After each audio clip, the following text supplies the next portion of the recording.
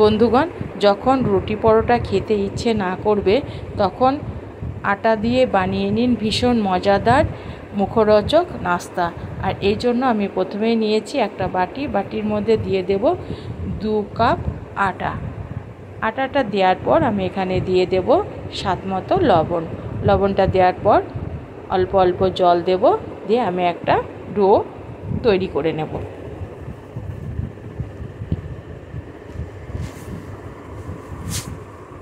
জলটাকে অল্প অল্প করে দিতে হবে, কারণ ডোটা আমি এখানে ডোটাকে সফট ডো তৈরি করব না, একটু শক্ত রাখতে হবে ডোটাকে।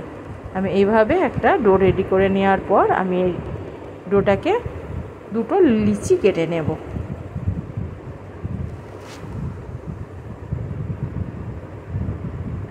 এবার আমি একটা বড় সাইজের রুটি তৈরি করে নেব।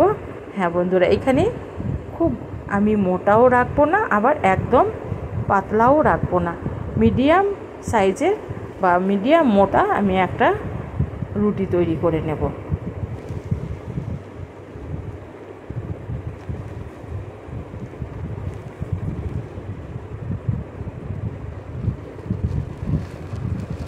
আমার রুটিটা তৈরি হয়ে গেছে। এবার আমি একটা কৌটোর ঢাকনা নিয়ে এইভাবে চেপে চেপে ছোট ছোট লুচির শেপ দিয়ে নেব।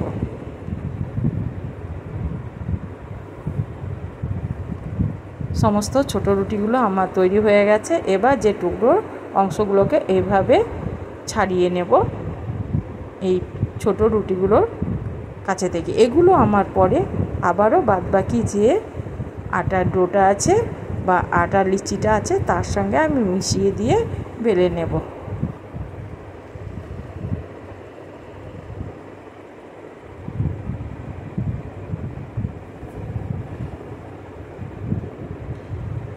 এবার আমি একটা শেপ দিয়ে নেব এই ছোট ছোট রুটিগুলো। দেখুন বন্ধুরা, আমি দেখিয়ে দিচ্ছি, এ মাথা ও মাথা ধরে এইভাবে চিপে দিতে হবে। দেখুন বন্ধুরা, দিয়ে মধ্যেটা এভাবে টিপে দিতে হবে। একটা ফুলের শেপ আমি দিয়ে নিলাম। এইভাবে আমি এ মাথা ও মাথা ধরে চিপে দেব, দিয়ে এভাবে একটা শেপ দিয়ে নেব। এই রকম করে আমি সমস্ত রুটির শেপগুলো দিয়ে নিলাম। আবারও একটা বাকি যে ডোটা ছিল সেটা দিয়ে আমি আবারও একটা রুটি তৈরি করে নিলাম, দিয়ে ঠিক একইভাবে এইভাবে কেটে নিলাম। একই রকমভাবে আমি এ মাথা ধরে টিপে দেব, দিয়ে একটা ফুলের শেপ দিয়ে নেব। সমস্ত নাস্তাগুলো আমার তৈরি হয়ে গেছে।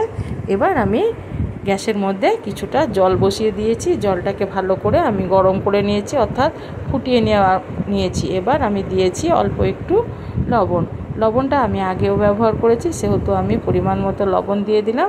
দিয়ে ওই গরম জলের মধ্যে আমি দিয়ে দিলাম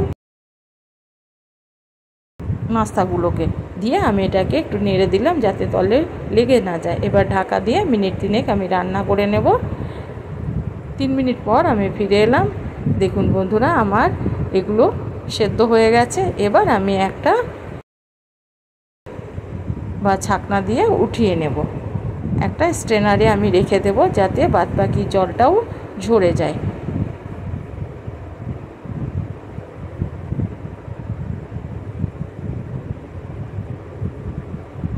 সমস্ত নাস্তাগুলো আমার ওঠানো হয়ে গেছে। আর এই যে জলটা আছে এটাকে আমি রান্নার কাজে ব্যবহার করব। এটাকে আমি সাইডে রেখে দেব। এবার আমি গ্যাসের মধ্যে একটা প্যান বসিয়ে দিয়েছি। প্যানের মধ্যে দিয়ে দিলাম 2 চামচ সাদা তেল। তেলটা গরম হলে আমি এখানে দেব অল্প একটু গোটা জিরে আর একটু কালো সর্ষে। এগুলোকে একটু নেড়ে চেড়ে প্রথমে আমি ভেজে নেব। একটু ভেজে নেওয়ার পর আমি এখানে দিয়ে দেব 8-10 কোয়া রসুনের টুকরো আর অল্প একটু আদার টুকরো, যেগুলো আমি ছোট ছোট করে কেটে নিয়েছি। এবার এগুলোকে আমি কিছুক্ষণ ভেজে নেব। এগুলো কিছুক্ষণ ভেজে নেওয়ার পর বড় সাইজের পেঁয়াজকে টুকরো করে রেখেছিলাম সেটাকে দিয়ে দিলাম। এবার পেঁয়াজটাকেও আমি রসুনের সঙ্গে কিছুক্ষণ ভেজে নেব।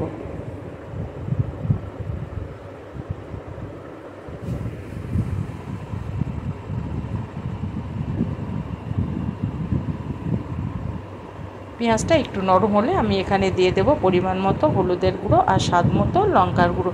ঝালটা আপনারা আপনাদের পছন্দ মতো দিয়ে নেবেন।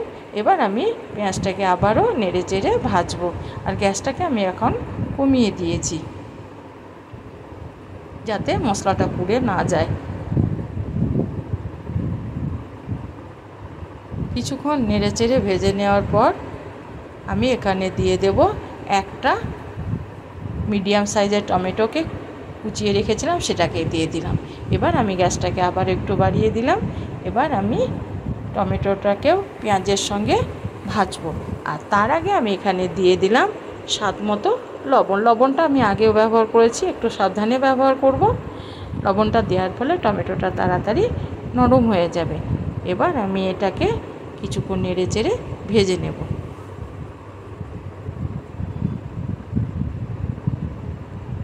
আর যে জলটা আমি সরিয়ে রেখেছিলাম সেই জলটা থেকে অল্প একটু জল আমি দিয়ে আবারও এই টমেটো আর পেঁয়াজটাকে কিছুক্ষণে কষিয়ে নেব। এবার আমি একটু ঢাকা দিয়ে কষাবো। মিনিট 3 পর আমি ফিরে এলাম। টমেটোটা আমার অনেকটাই নরম হয়ে গেছে। আবারও আমি নেড়ে চেড়ে নিলাম যাতে তলে পুড়ে না যায়। এই অবস্থায় আমি এখন দিয়ে দেব একটা ছোট সাইজের ক্যাপসিকামকে আমি কেটে রেখেছিলাম ছোট ছোট করে, সেটাকে দিয়ে দিলাম। এবার আমি ক্যাপসিকামটাকেও টমেটোর সঙ্গে কিছুক্ষণ নেড়ে চেড়ে ভেজে নেব।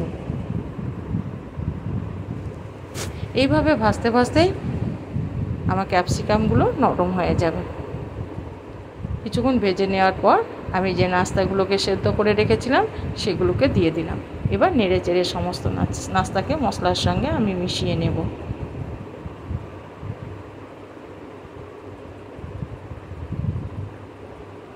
কিছুক্ষণ নেড়ে চেড়ে নেওয়ার পর আমি যে জলটাকে সরিয়ে রেখেছিলাম সেটাকে দিয়ে দিলাম। আমি পুরো জলটাকে দিইনি। এবার আমি একটু দেখে নেব যে আর জলের দরকার হবে নাকি। হ্যাঁ বন্ধুরা, আবারও আমার একটু জল দিয়ে দিলাম, অর্থাৎ সমস্ত জলটাই আমি এখানে ব্যবহার করে নিলাম। এটা ঢাকা দিয়ে মিনিট 3-4 রান্না করে নিলাম। মিনিট 3-4 পর আমি ফিরে এলাম। আসার পর আমি এখানে দিয়ে দিলাম 2 চামচ মতো ম্যাগি মশলা। ম্যাগি মশলাটাকে দেওয়ার পর নেড়ে চেড়ে আমি নাস্তার সঙ্গে মিশিয়ে নেব। আর সবশেষে আমি দিয়ে দেব টমেটো কেচাপ 2 চামচ। এটা দিলে স্বাদটা কিন্তু আরও বেড়ে যায় এই নাস্তার। টমেটো কেচাপটাকে দেওয়ার পর আমি গ্যাসটাকে একটু কমিয়ে দিলাম। এবার নেড়ে চেড়ে আমি টমেটো কেচাপটাকে মিশিয়ে নেব। এবার আমি গ্যাসটাকে বন্ধ করে দেব। দেখুন বন্ধুরা, আমার সমস্ত টমেটো সসটা মিশে গেছে। এবার আমি উঠিয়ে নেব একটা প্লেটের মধ্যে। আর এটা যদি গরম গরম পরিবেশন করা হয় খেতে কিন্তু ভীষণ মজা লাগে। আর ঠান্ডা খেলেও কিন্তু এটা দারুণ লাগে বন্ধুরা। আর যদি আমার ভিডিওটা ভালো লেগে থাকে তবে অবশ্যই একটা লাইক করবেন আর সাবস্ক্রাইব করে আমার চ্যানেলটির পাশে থাকবেন।